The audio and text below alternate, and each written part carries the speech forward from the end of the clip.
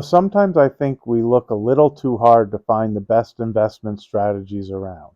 If you want to look for the best companies out there, stick around for the video and I'll go into some techniques of how to find the best things to invest in for this year and for the future.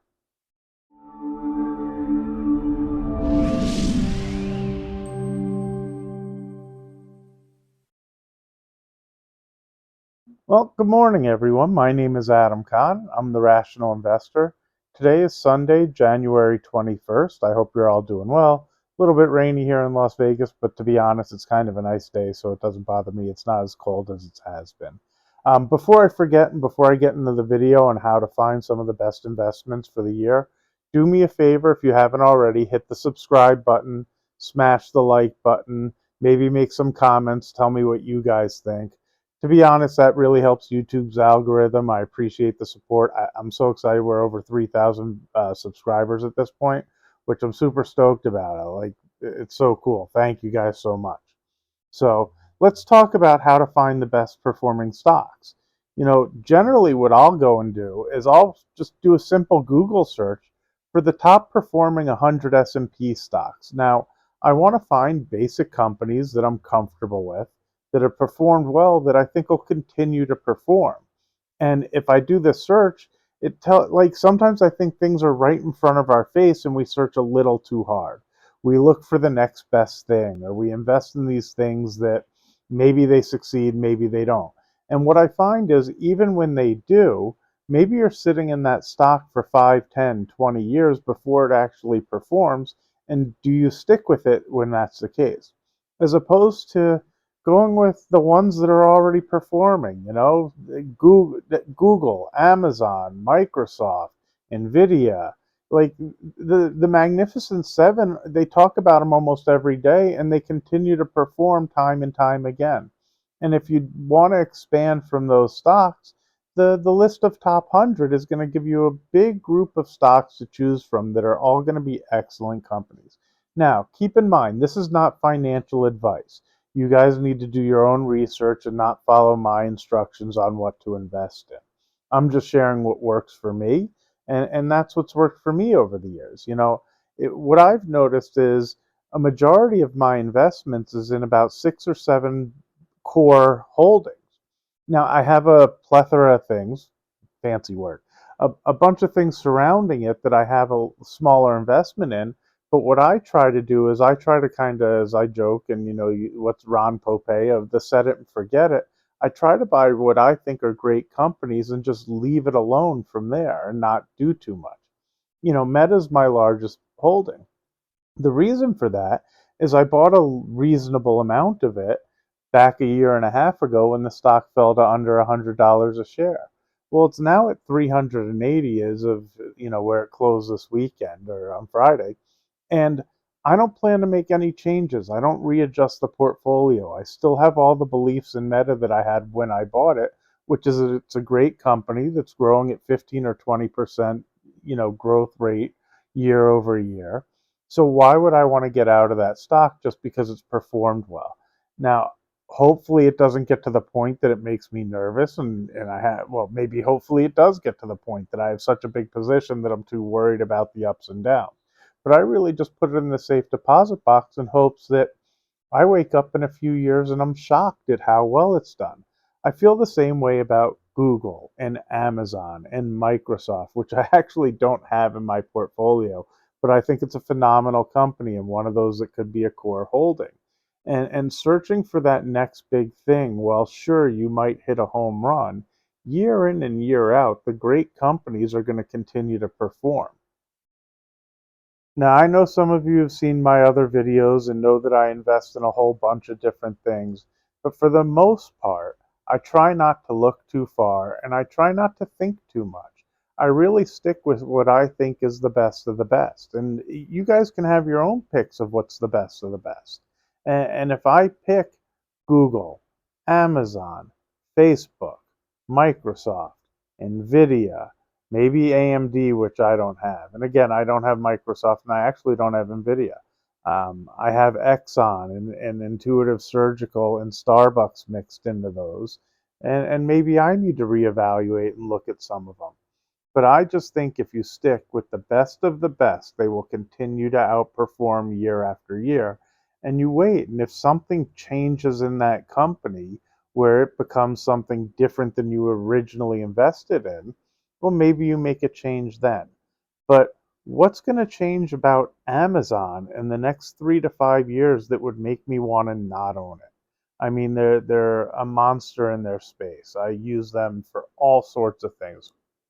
I don't just order things from their delivery service. I also use the Amazon Prime and I use some of their other services as well. What's going to change in Google? Am I going to stop using YouTube? I don't think so. I'm also going to search their website and I'm going to use some of their other applications as well. Meta? Well, I don't really go on Facebook that much anymore, but to be perfectly fair, when I had a restaurant, I think I mentioned this before, when I did advertising, there was nothing better than advertising on Instagram. And their Facebook, their Instagram, they're also WhatsApp, from what I understand. And if I remember correctly, they haven't even monetized that platform yet. And they also do Oculus. Now, I touched a bit, and I'll talk about it again, of one of the things that I really liked about Meta, and the reason I bought it when it fell is I had a different perspective as to what was going on. You know, the economist didn't like that he was spending a lot of money on the metaverse. But what I saw is the things that people don't like about Facebook, which is maybe it doesn't have the growth potential that it used to have, is that I think Mark Zuckerberg saw the same thing. I think he was concerned that his path for growth had slowed down. He had a huge market share, and maybe you just can't figure a way to continue to grow from there. So he wanted to pick a different direction to continue to grow the company.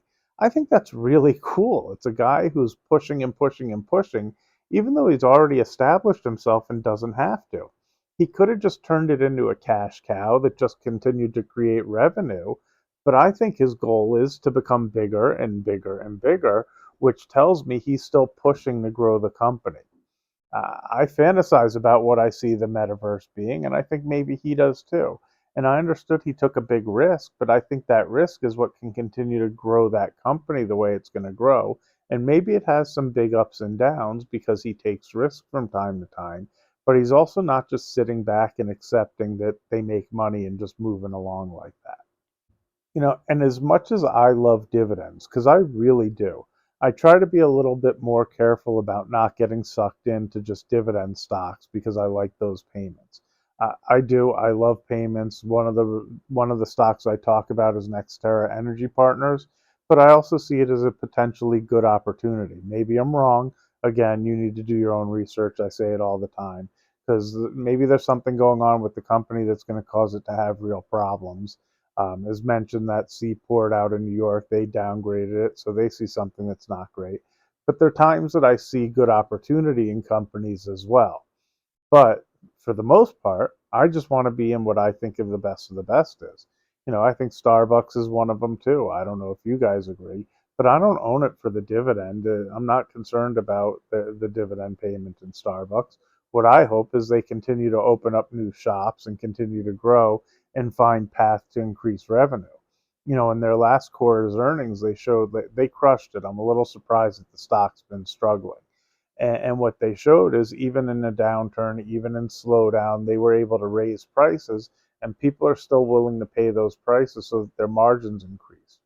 I don't know if the trouble they're running into is because of the expansion in China or potentially what's going on with the labor unions and people wanting to unionize as baristas.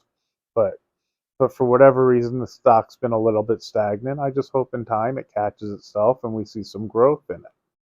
The other thing is I don't really want to own an ETF, or I don't want to own an ETF. The reason I don't want to own the exchange traded funds or mutual funds that buy the S&P and things like that is they also have a bunch of junk in there. When you look at how the S&P has performed over a year, you have the best companies, but you also have the worst ones. That's why I don't want to make those guesses. I want to do my best to pick what I think are the best 10, 20, 30 stocks, spread out in those and stick to it. Those of you who want me to put it up again, I didn't do the $10,000 portfolio. We were down a little bit this week if you're interested, and I'll be happy to go through the stocks. But that was the concept of that portfolio, is to show if you just pick the best stocks, you should do really well, and you don't have to worry about getting an ETF that's going to do the S&P. My hope is to outperform the S&P. Year in and year out, I'm hoping to hit 10% or higher. There will be down years, and again, don't follow me, you have to do your own research.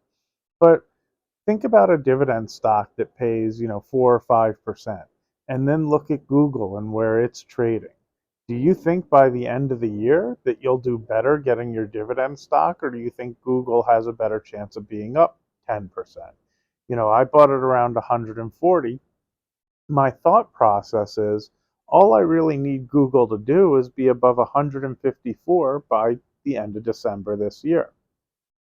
I think there's a good chance that happens. Now, maybe they have ups and downs, but I think the odds of Google being above 154 is pretty reasonable. And that's 10% return. That's great return, and I own what I think is one of the best companies around. Now, maybe I miss out on that thing that's the next thing, but here's what I've talked to my brother about in terms of that. If you buy that stock that goes from $1 to 1,000, as great as that sounds, how much of your portfolio did you invest in it at $1?